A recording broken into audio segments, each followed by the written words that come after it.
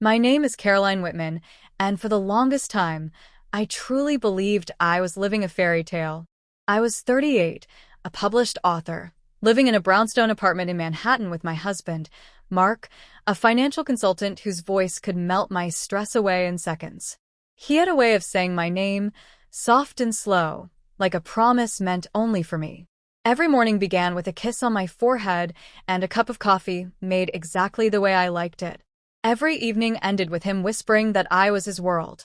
I believed every word until one night, when everything changed. It was close to midnight when I woke up to an empty bed. At first, I assumed Mark had gone downstairs to grab a snack or check on something. I rolled over, expecting to drift back to sleep. Then I heard a voice. His voice. It was coming from his home office, low, serious, calculated. "She still doesn't suspect anything," he said. I froze. I couldn't breathe. The air felt heavy, and my heart began pounding like a drum in my chest. I listened harder. "Everything's going as planned."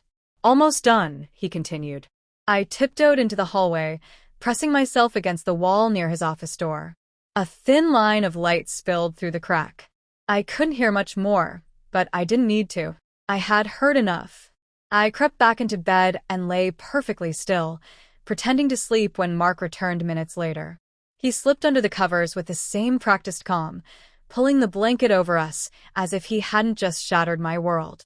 I didn't sleep that night. I stared at the ceiling, my thoughts racing. I didn't know what he was planning, but I knew one thing for certain.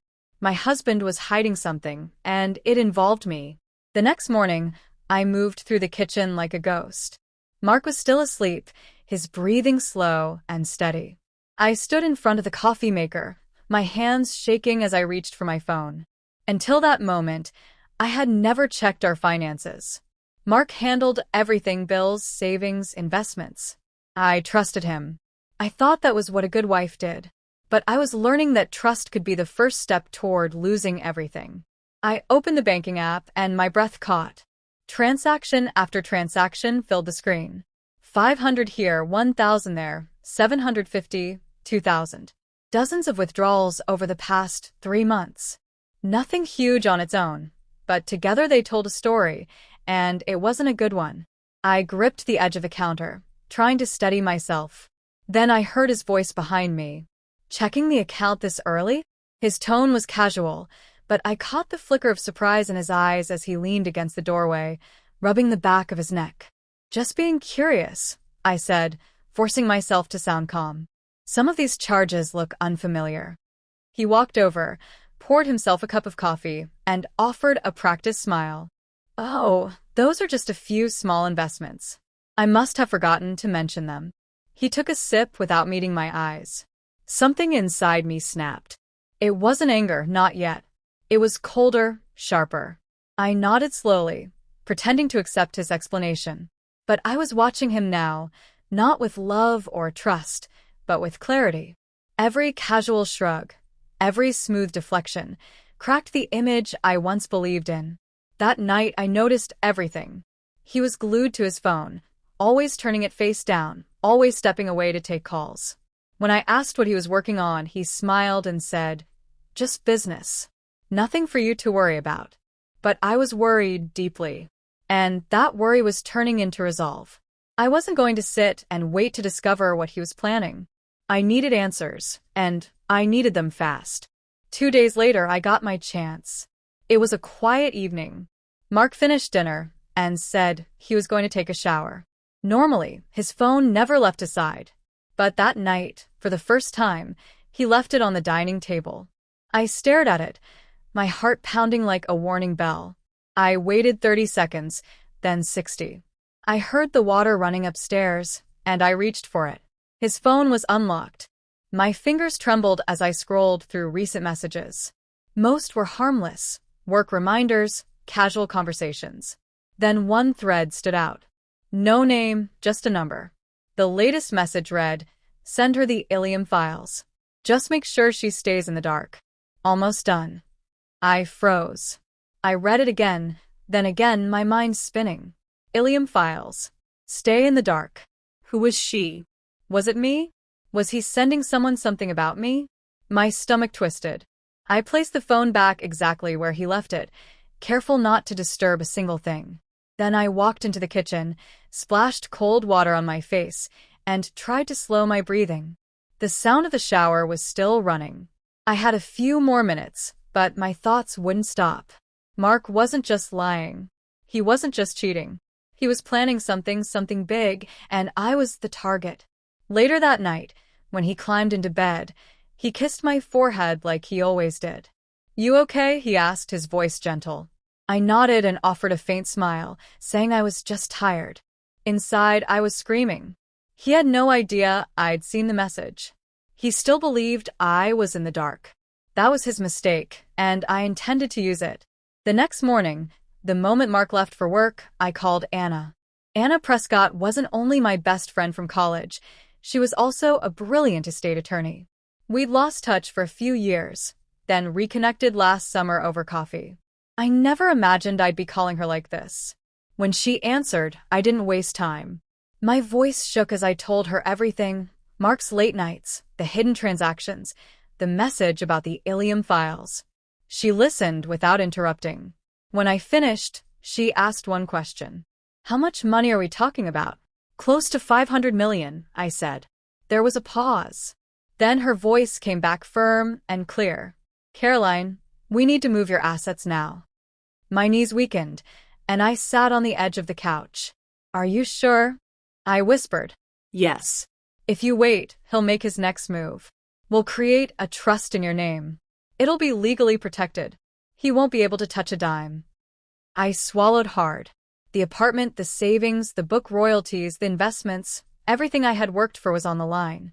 "I'm in," I said. The next 72 hours were a blur of documents, signatures, and phone calls. Anna worked like a machine, bringing in her team. We moved the apartment title into the trust, locked down the investment accounts, and shifted every asset under my personal legal protection. By the time Mark came home on the third day, I had done what I never thought I'd have to do: protect myself from the man I once trusted with my life. He walked through the door carrying takeout, wearing his usual charming smile. "Thought we'd eat in tonight," he said cheerfully. I nodded and took the bag from his hand. He had no idea everything had changed. The papers were signed, the money moved, the fortress built. He could try whatever he wanted, but he would never get near my assets again. And I wasn't going to warn him. Let him believe I was still asleep. Let him make the next move, because now I was ready. 4 days later, Mark made his move. It was a Friday evening. He came home earlier than usual, dressed in one of his tailored suits. He looked calm, almost smug, as he set his briefcase down and sat across from me at the dining table. "We need to talk," he said, sliding a folder toward me. I didn't flinch. I opened it slowly. "Divorce papers." "I think this is for the best," he continued, his voice practiced. "We've grown apart. I don't want things to get more painful." I looked up at him, keeping my face unreadable. "Really?" I asked. He hesitated for just a second, long enough for me to catch the flicker of doubt in his eyes. Then he nodded. "Yes. It's better this way." I took a breath and slid the folder back toward him. "Before we go any further, there's something you should know." His brows knit together. "What?" I leaned forward slightly, my voice calm and deliberate. "I've already moved everything." He blinked. "What?" "The apartment, the accounts, the royalties, all of it. It's in a protected trust now. You can't touch it." The color drained from his face. What do you mean?" "I mean," I said evenly, "you don't get to walk in here, hand me divorce papers, and walk away with half of my life." His jaw tightened, his hand gripping the edge of the folder. "You can't do that." "I already did."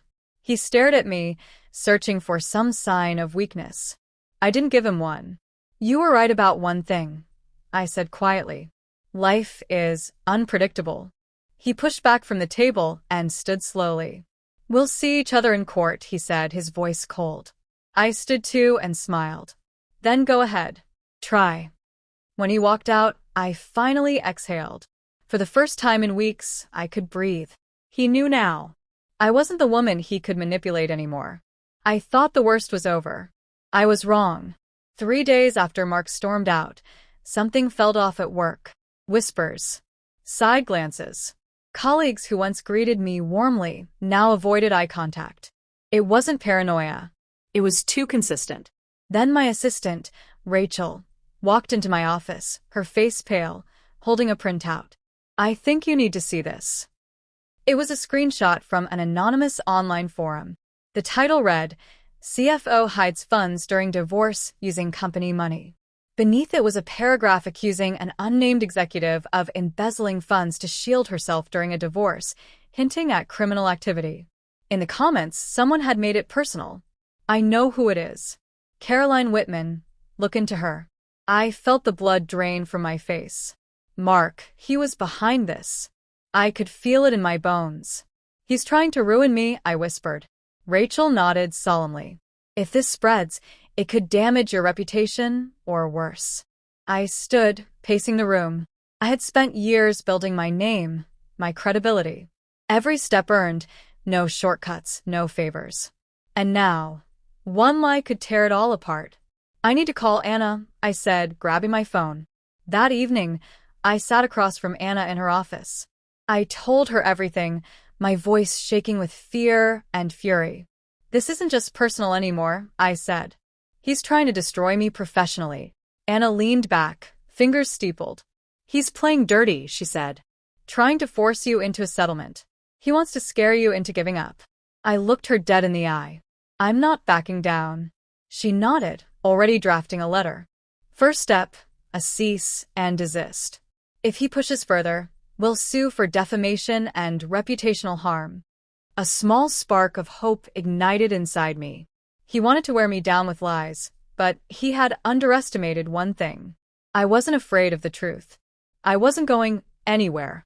Just when I thought I had seen all of Mark's tricks, he went lower. 3 days later, Anna called me into her office. Her tone was clipped serious. "He just filed a lawsuit," she said as I walked in. "He's accusing you of financial fraud." My heart sank. "What?" "He claims you illegally moved marital assets," she said grimly. "He's alleging you embezzled funds from your joint accounts." I slumped into the chair across from her. "He can't be serious." "He is. And there's more." She slid a file across the desk. "He's not alone. He filed with a co-plaintiff." I opened the folder. The name hit me like a punch to the gut. Ilamaro. The same name from the text message on Mark's phone. "Who is he?" I asked. Anna crossed her arms. "A known fraudster. Linked to multiple cases involving forged documents. No convictions yet, but a long trail of suspicion." I flipped through the documents. They were detailed, filled with numbers and fake transactions, some even mimicking my signature. "These aren't mine," I said, my voice rising. "These are fabrications." Anna nodded. "We know, but we have to prove it.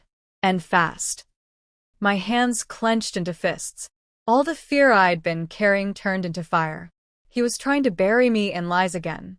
Anna's eyes narrowed. "Then let's make sure those lies collapse on top of him." She handed the file to a forensic finance expert. For the next week, we worked nonstop, gathering real transaction records, tracing digital footprints, verifying every move I'd made. I barely slept, but I kept going. This wasn't just about money anymore. It was about my name, my integrity, my right to defend what was mine. By the end of the week, we had everything we needed. The expert traced the false documents to Alamaro's firm. The dates didn't match.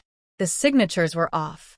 And most importantly, there was no paper trail linking those fake transactions to any of my real accounts. Mark had thrown everything he had at me, but the truth was stronger, and it was on my side. A month later, we walked into court. Anna was calm, sharp as ever. I sat beside her, dressed in navy, shoulders back, hands steady. Across the room, Mark looked like a shadow of the man I once knew, angry, twitchy, unprepared. The judge reviewed the case carefully. Our documentation was airtight. Ilamaro never showed up. The moment the ruling was read aloud, I closed my eyes, not out of relief, but finality. The court dismissed Mark's claims. He was denied access to any part of my trust. His defamation tactics backfired. Instead of winning, he was ordered to cover my legal fees. After the hearing, he tried to approach me in the hallway. "You didn't have to do this," he said, voice low. I looked him straight in the eye. "No, Mark. You didn't have to do this." Then I walked away for good. In the weeks that followed, I rebuilt my life slowly, carefully. I returned to writing. Took long walks in Central Park. Let the quiet replace the chaos. I didn't celebrate. I reflected. Victory doesn't always feel like joy. Sometimes it's peace after a storm. Sometimes it's just the absence of fear. I learned something through all of this. Something every woman should know. Trust is a gift, but control over your life is a right. No matter how loving someone seems, never hand over your power blindly. Know your worth. Protect your future. Be ready to act before it's too late. And if someone ever tries to break you with betrayal, stand. Stand and let the truth speak louder than revenge. If you're still listening, thank you. And if this story resonates with you, share it, like, comment, let others know they're not alone. Strength isn't just surviving the storm. It's learning how to own the sky afterward.